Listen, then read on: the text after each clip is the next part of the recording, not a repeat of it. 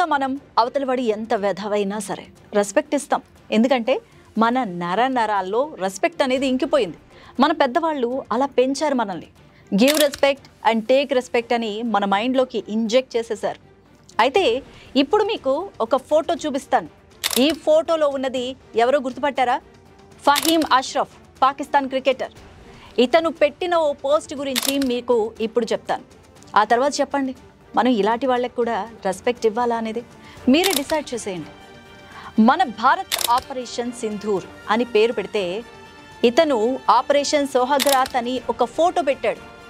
మన భారత వనితకి పాక్ ఆర్మీ సింధూరాన్ని పెడుతూ ఈ పోస్ట్ చేశాడు. ఈ పోస్ట్ చూసిన భారతీయులకు నెత్తురు మరిగిపోతుంది. కానీ ఏం లాభం? ఆపరేషన్ సోహగ్రాత్ అంటే మీకు ఇప్పటికే అర్థమైపోయి ఉంటుంది. అర్థం నేను చెప్పాలా? శోభన రాత్రి అంటూ ఓ పోస్ట్ చేసిన ఇలాంటి వెధవలకి మనం రెస్పెక్ట్ ఇవ్వాలా? గాంధీ మహాత్ముడు చెప్పినట్టు అహింసే మన ఆయుధం కావాలంటారా? చింత చచ్చిన పులుపు చావలేదు అన్నట్టు పాకిస్తాన్ గాళ్ళు, అదే మన పాకీలు కాళ్ల బేరానికి వచ్చి యుద్ధాన్ని ఆపించిన వీళ్ళ పొగరేంటో అర్థం కావట్లేదు. ఇంకా ఎందుకు కేంద్రం మౌనంగా ఉన్నారో నాకైతే అర్థం కావట్లేదు. యుద్ధం సాగకపోయినా పక్కన పెట్టేసేయండి, కానీ ఇలాంటి వెధవలనైనా శిక్షించాలి కదా. మీరే చెప్పండి. మీ అభిప్రాయాన్ని కూడా కామెంట్ బాక్స్లో కామెంట్ చేయండి. ఇలాంటి వెధవలకి సరైన శిక్ష విధించాలా లేదా? మన ఆడవాళ్ళని కించపరిచేలా పోస్ట్ చేసిన ఈ వెధవల్ని శిక్షించాలా వద్దా?